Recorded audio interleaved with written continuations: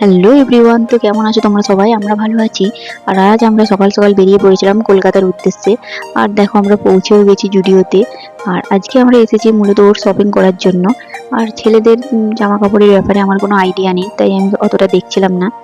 আর এখানে মেয়েদের ড্রেসগুলো একটু দেখছিলাম, আমার অতটাও ভালো লাগেনি। তারপর ওখান থেকে বেরিয়ে চলে গিয়েছিলাম ম্যাক্সে। ম্যাক্স তো আমার সবসময় ফেভারিট। আর যেহেতু আজকে ইন্টারন্যাশনাল ওমেন্স ডে, তাই ও বলেছিল আমাদের বাড়ির সবাইকে একটা করে ড্রেস কিনে দেবে। কিছু পছন্দও করে নিয়েছিলাম। আর ওখান থেকে বেরিয়ে আইসক্রিম খেয়ে চলে গিয়েছিলাম আমার ফেভারিট জায়গায় বিরিয়ানি খাওয়ার জন্য। আর এখানে ও অর্ডার করেছিল একটা চাউয়ের কম্বো, আর আমি করেছিলাম বিরিয়ানির একটা কম্বো।